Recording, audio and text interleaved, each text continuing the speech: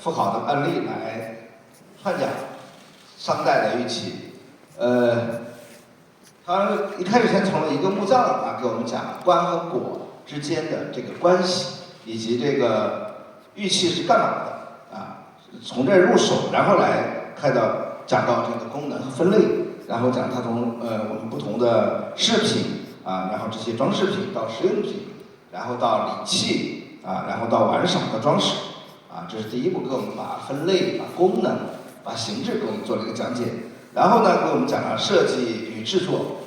其实那个我后面还有很多好奇啊，我刚刚跟那个文斌老师我们俩在聊，就是那个小管子的那个它怎么里面那个孔打的啊？我会问您啊。实际上就是说，我们看到就很惊讶，我们往往会觉得商代怎么说呢？能做这么细致吗？其实我们还有一种疑问啊。我觉得这个还有好多问题没有啊，我们还没有时间关系还没有弄懂啊。我觉得这是后面的。另外就是所有的设计背后其实都有它的，一个是寓意啊，一个是它的这种美好的纹样啊，以及它的关系啊。最后呢，就是汤老师讲的这个富豪这样一个案例啊，实际上就是说美的背后是什么？其实美的背后是我们的生活方式，是我们应对自然啊、生存、应对社会啊，以及我们对自身的这个过程中，我们附加了美的东西啊。美其实超越实用，但同时也是我们生活的一部分。因为我们人类除了这个生存之外，我们还有对美好的向往。因为这种向往，我们时代才会进步啊，所以我们的艺术才会发展啊，我们的生活才会更美好。所以我讲，这是唐老师今天用商代的玉给我们讲了一个美的背后的一个故事。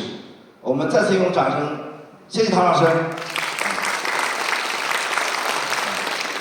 好，唐老师，那我们接着说了。其实刚才我也是特别想问的一个问题，您那时候也讲了。那我们看到这么大规模的玉料，比如说富豪墓大几百件儿，那这样的玉料，它产地到底在哪里？你比如商代，就是您也发觉各个商城其实在移动，也就是它的玉料来自是不是同一个地方？是因为它商代呢，它的玉料来源很复杂，有的就是老的玉传下来，原封不动用，玩赏收藏；有的是改制，把它改掉。但是呢，在商朝晚期的时候，它是大量的运用了我说的那一批玉嘛。那批玉在哪里呢？又从地质学上讲，那批玉我们做过红外检测的，那就是玉，是那个杨启石的那个杨启石拓展式的系列，那肯定是玉。但在哪里呢？因为现在玉呢有不同的产地，一般的玉它有地质学上的要求，就它这个成玉啊，玉矿的形成它有地质学要求。比方说美志大理地带，它有可能形成玉。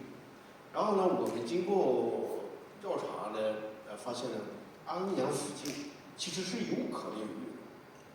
所以我呢，年轻时候曾经干过一个事儿，我一到周末有时间，我想上心了，我就开始经商。经商呢，我干嘛去？我找玉，但是到现在也没找到。但是有意思的是，我们真的找到一条古河道，那条河道里全是就是那个鹅卵石，那个不知道多少年前的，那个就是取不下来。然后我曾经拿那个地质锤去敲啊，敲的手都正都是发麻，敲不下来。但是我想不排除是，反正肯定是商代控制的周边的，也不排除就是大邑山或者安阳附近，不排除。当然我一说完以后，不定网上一听说，然后回头都到大山找玉去了，所以这个具体河在哪里我还不能说。对，实际上就是说，就像早期的文明，它一定是有来自附近的这种矿产的支持，不然它没法做，是吧？它也不见得一定是附近，它这个玉本身它是一种很难得的石头，它如果远一点它也会。但是呢，根据现在的研究呢，首先一点就是刚才说南阳玉，我专门我跟一个台湾学者合作调研过。南阳玉呢，确实在安阳基本都没见到。其实南阳玉也不是玉，它是历年时间那个幽灵石。然后就是那个新疆的玉河的玉，应该也没过来。但是呢，确实有的时候像什么齐家玉啊，就是包括那个岫岩玉是有的。岫岩玉从辽宁，我们现在我们叫宽甸玉嘛，从那个老榆沟那带过来，岫岩玉是到哪的？这个没有从辽宁过来。辽宁过来。那我接着刚才我的另一个好奇就是，我先说个数字啊。刚才我那个上台之前啊，看一下我们这个线上直播有4万多的观众啊，就是特别是我们图书馆的几个频道，主要在微博上数量是非常大的，也是说明唐老师的人气很旺啊。那我接着问题，那玉的加工呢？你比如说我们看到玉那么精细，那是它加工的结果。还有一个就是，比如说早期的，你刚刚谈的商代，夏朝的，比如它边缘不够平滑，是不是技术达不到呢？还是说是什么原因？到商代它是变得平滑。器物的演变呢，它有时代特征。就是到商代的时候，它就是把月做成那种弧线的刃，这就是一个时尚。到二里头这个阶段，它就做成了带多棱的那样的刃，它就是一个那个时候的一个时尚。它不是做不了，它能做。当然了，就是你说到的那个加工呢，确实比较难。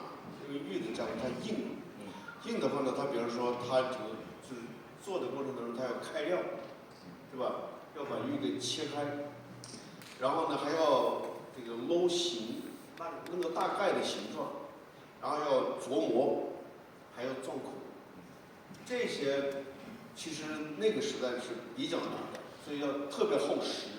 但是确实可以做得到。你比如钻孔吧，因为我为了研究这个钻孔呢，我曾经找过一个小伙子，那是个加拿大人，这个年轻的是大学生呢，个头特别大。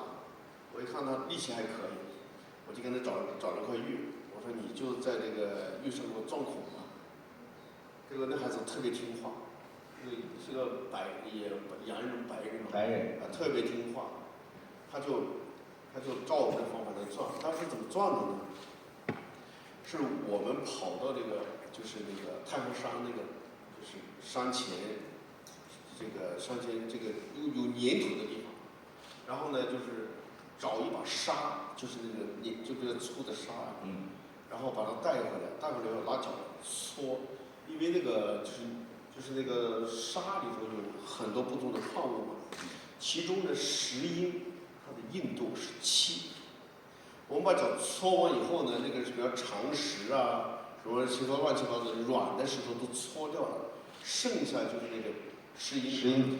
把石英拿过来以后，然后拿水杯给它泡一泡，把软的过滤掉，剩下就是那个就是硬度是7的石英了。那么这种石英如果是把它压到那个竹子或者其他的这个软一点的，比方说铜条上，它就可以解玉了，这个就称为解玉砂。然后这个小伙子呢，就拿就是我们那一小杯这样的这个解玉砂，其实就石英了。然后弄个竹子前面弄个尖的，然后就让钻一个就是一颗这么大的玉，让它钻。这个小伙子很认真的花了8个小时一天，钻了一颗绿豆大小的一小块，很难。这个类似于那个叫什么那个钻头的那个金刚砂一样的那个作用。它那个东西不一定要很硬，它可以软也可以硬。它其实跟玉接触的那个是解玉砂，就是它这个中间有个介质，是这个解玉砂在起作用。你比方说，假定我这个笔哈，这是个竹子的是吧？其实没关系，我只要在这个上头沾上解玉砂，然后我这么不断的转，但是我可以做个弓嘛。刚才那个不是有个工具转拉它转，实际上是这个解玉砂在磨这个玉的表面。那现在我们考古发现有没有工具类的出土？就刚才的那个，就是那个一个就是那个就是钻孔的那个钻的那个上面那个帽发现了。钻子其实也有发现，这两个都有。只不过就是说就是我们现在就是很难所有的环节都能考清楚，这样的工具还是没发现。但是大部分的主要环节，比如钻孔啊，还有这个片切割的石刀，就是它是一个，它用的是一个特别硬的石头，叫灰绿岩。用灰绿岩，它就跟那手机一样的灰绿岩嘛，它这个地方做成个刃，就可以直接割，就是直接可以开片，这个开片。然后就是打磨的话呢，我们发现了，我们这个我没讲，我们有幸发现了一个玉匠的墓葬。这个玉匠的墓葬有什么呢？有半成品，刚才不是讲到半成品了吗？有玉料，然后呢，有那个就是那个片切割的那个规律源的刀，还有什么呢？还有打磨玉器的不同的磨石，磨石分3个等级，这是我们今天人做这个打磨石的砂纸，我们今天有砂纸嘛，有粗砂、有中砂、有细砂嘛。它那个打磨这个磨石有粗的，有中间的，还有特别细腻的。所以玉器表面打磨完就是很干净、很漂亮，它都能分得出来。就这个墓葬是很特殊的一个玉匠的墓葬，要没有它，我们这些都讲不了。那妇好墓是不是我们目前出土的商代里面玉器殉葬最多的？对，700多件，700多件呢，它是这样的，这里面包括一些绿松石，也包括一些大理石。妇好这个人很奇怪，他喜欢玉，他讲究嘛。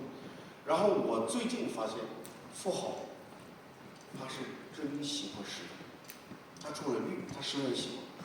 他当年在安阳生活的时候，因为在我的概念里头，妇好就是一个生活在安阳的一个活人，跟我一样。他以前在那生活，只不过我生活比他晚个30多年，对吧？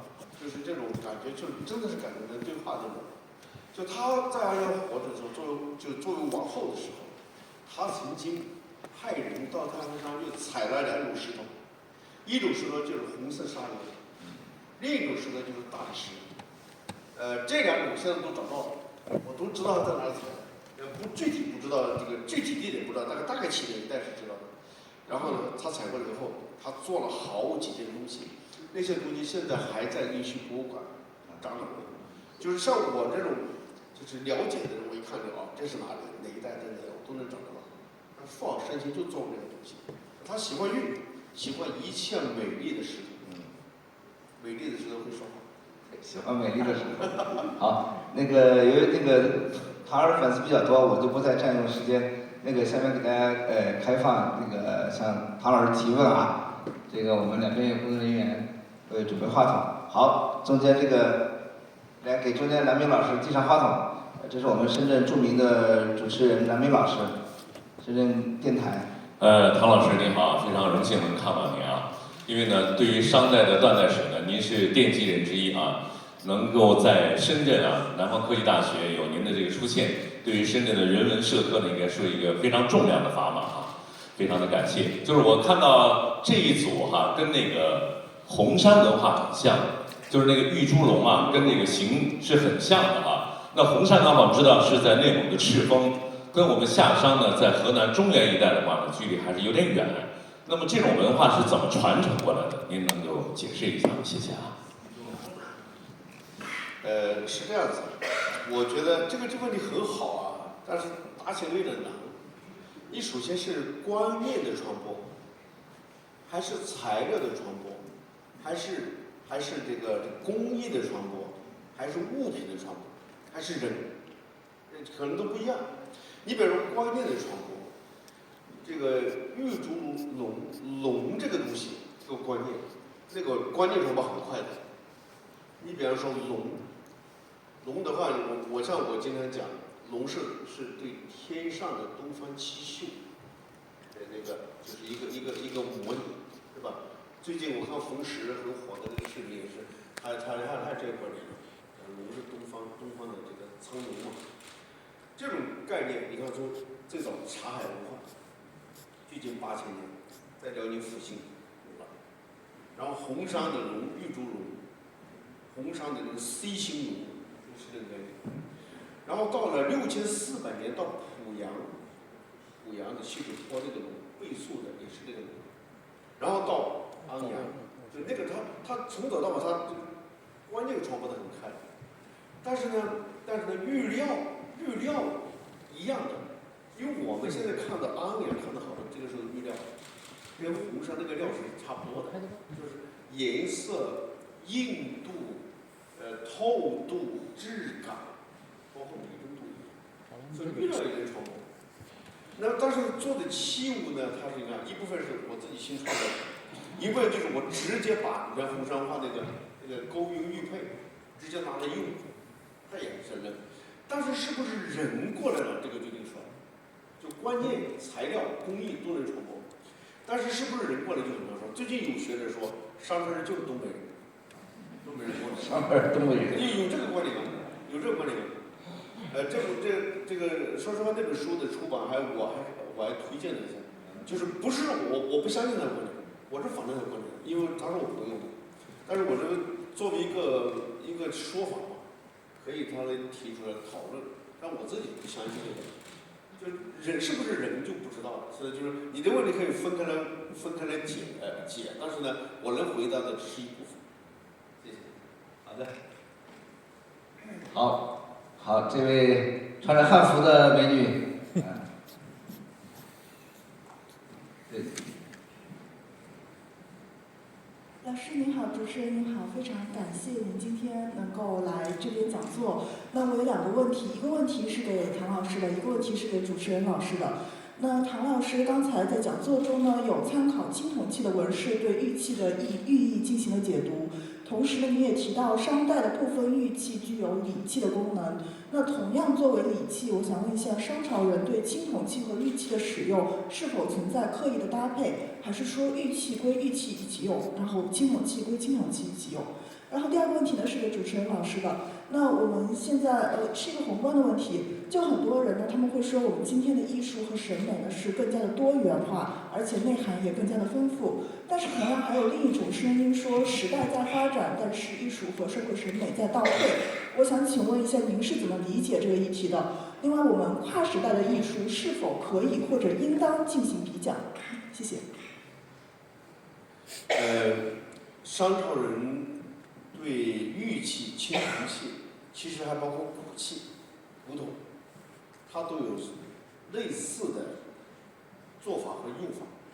你比方说哈，我们玉器里头，龙、虎、牛，这都是主要题材。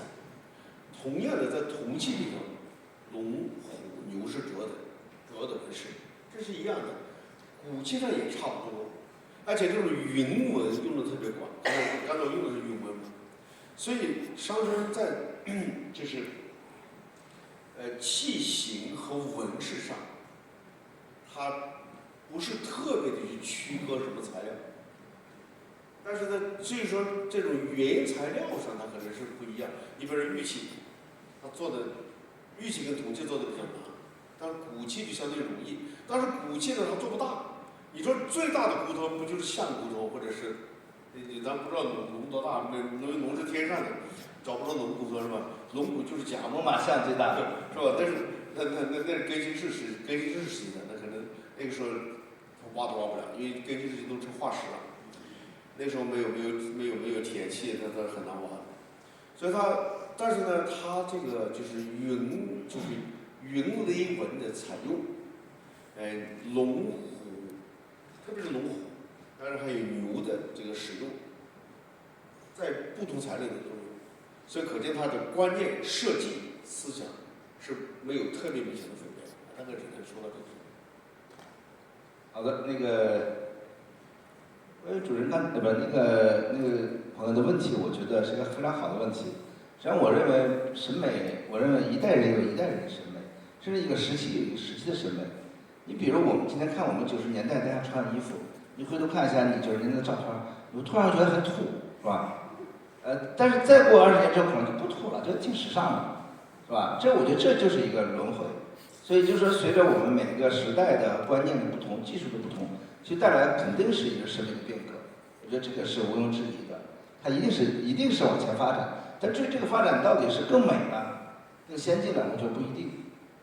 你比如回看我们今天的历史，比如今天的玉器，还有我最近去了山西长治，看了大概10几个古建筑，你越早你会看到他那种质朴、浑厚叫雄浑大气。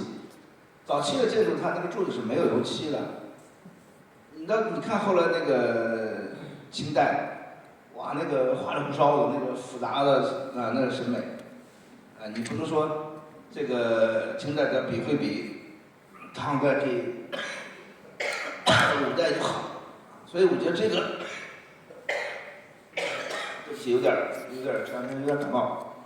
我觉得这是，所以说我们每个时代有每个的审美，但是每个时代的其实它都有各美的不同，美的不一样。其实我们今天看商代的它的青铜器也很美，它那种狰狞，它那种饕餮纹是吧？它带来那种威严和神秘。其实玉器它会更加温润一点，它不像青铜器那么张牙舞爪，但是同样它是一种美。那你再回看其他朝代汉代的那种大气是吧？清代的那个叫什么？秦代那种肃穆，它都不一样。所以我觉得美是一种叫美与共的美。我觉得其实我们应该各美其美，我们没有高下包括无论说我们今天民族主义高涨我们都是我们中国人的审美有多绝是吧？我们比他们强多了。我觉得也不要这种看待我觉得其实每个人找到自己的美，我觉得就是最好的美。好，这边这个。唐教授你好，我刚才看你这个图片上面就是这个棺椁上面的玉器很多就是砸碎了这个让我想起来了这个三星堆的很多器物也是被砸碎了，就是很多这个历史学家推测有几种可能，一种是被异族侵略一种是逃荒或者逃难，对吧？砸碎了。那么你的这个图片的砸碎和他们有没有什么关系？因为大概都在商的这个年代。谢谢。好的，它是这样，首先呢情况不一样，殷墟的这个碎器呢，它是在墓葬里头，它是落葬的时候，这个是明确的。三星堆那个呢，我们一般认为它叫祭祀坑，或者叫祭祀遗存坑。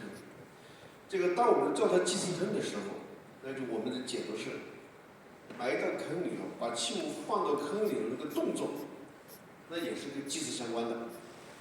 当我们说的是祭祀遗存坑的时候，我们认为这器物可能在别的地方碎掉了，也就是它只是祭祀的遗存把它埋进去了，也就是它本身不包括这个祭祀的过程，所以这是有区别的。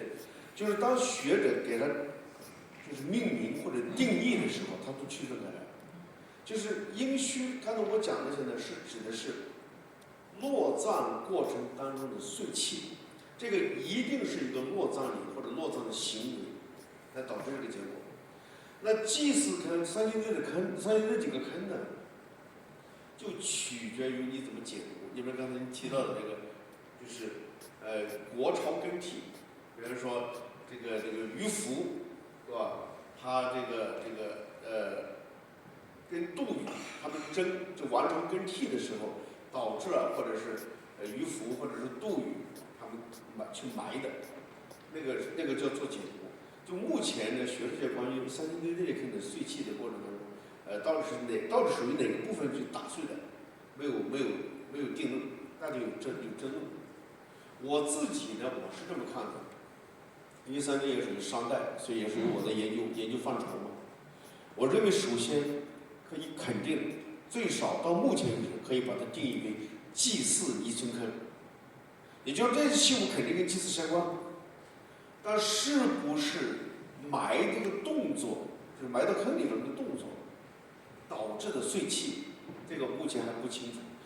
不过有一点，因为8号坑跟3号坑的文物拼接在一起了，可以肯定的是，这些器物是同一次、同一个时间里发生的，就是可能要最后到底该怎么下这个结论，可能最后要把所有的文物整理完了以后，可能才会有一个比较一致的意见。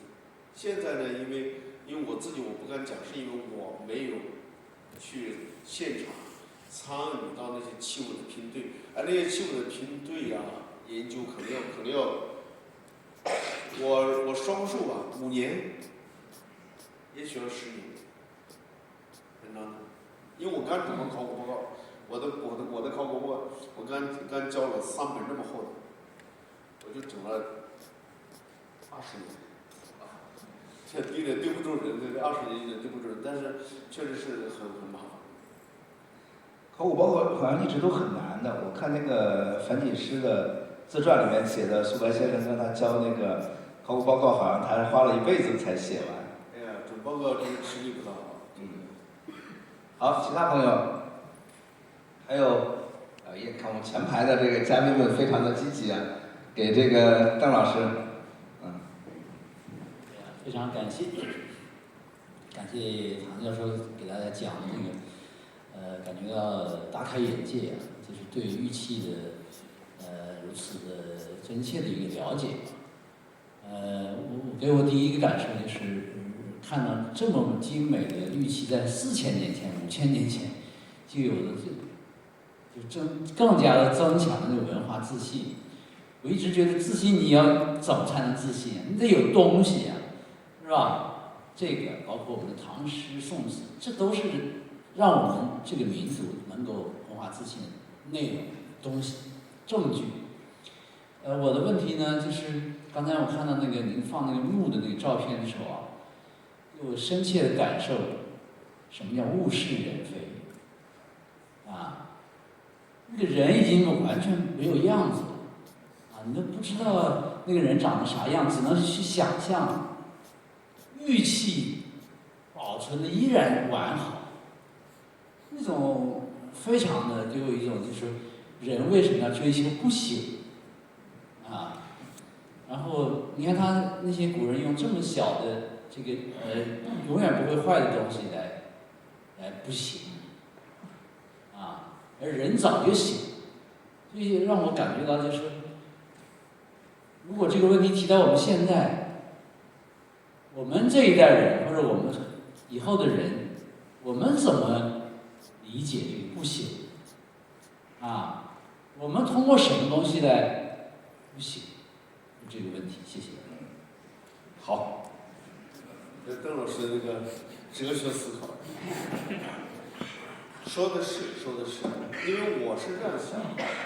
你看我们为什么记录富豪？一方面是甲骨里头有他的记录，一方面就是他的墓葬里面发掘，而他本身跟这个随着他的文物传下来，然后他的爱好，他这种祖辈他带过的，就是他本身的生命，他的经历，他的一些想法，他对美的爱好，可能已经刻到这些器物上。